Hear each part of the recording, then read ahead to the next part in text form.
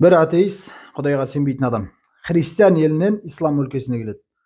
Барған жерінде пікір сайыстарға қатысып, алдына шыққандардың барлығын жеңіп жүреді.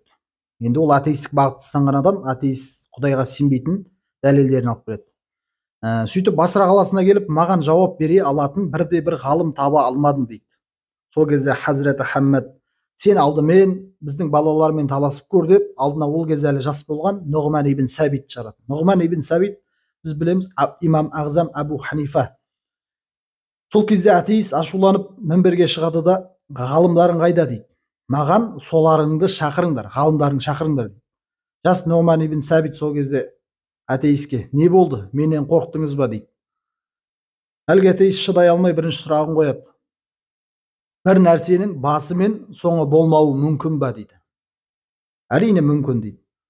Атеист қалай дейді. Абу Ханифа, санауды білесіз ғой, бірдің алдында қандай сан бар дейді. Атеист ештеңе жоқ.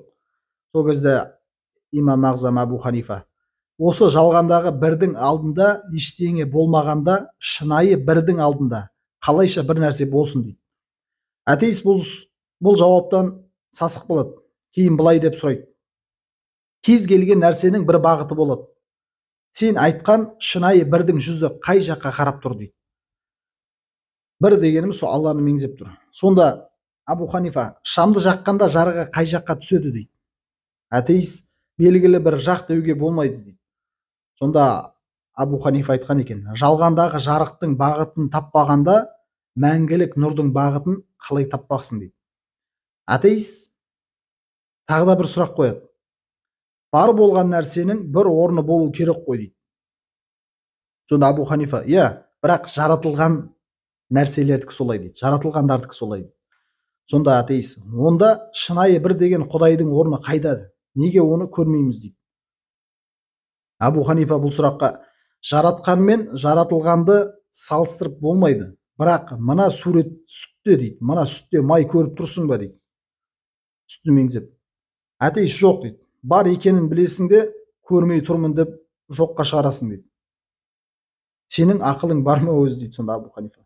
Яғни бар екенін біліп тұрсың дейді, сүтте майдың бар екенін біліп тұрсың, бірақ оны жоққа шығарып тұрсың сен. Сенің ақыл есің дұрыс па өзі дейді. Әлгі атеист, әрине бар, ақылым бар, дұрыс. Сонда Абу Ханифа, бар болса көретін едік дейсің дейді. Ақылың бар болса көрсет қане дейді. Әлгі майды көрсет маған сүттен.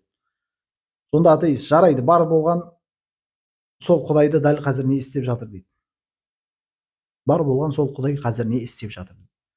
Сен маған, сонда Абу Ханифа айтады, сен маған бүкіл сұрақтарыңды мінберде тұрып сұрадың. Енді сен ол жерден түсіп, менің орныма кел, мен мінберге шығайын да, саған сол жерде сұрағыңа жауап берейін.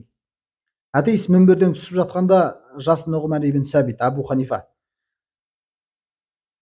мінберге шығады да, Аллаху Тағала сен сияқты бір имансызды мінберден түсіріп, мен сияқты имандыны мінберге шығарды. Оның қазіргі ісі осы дейді.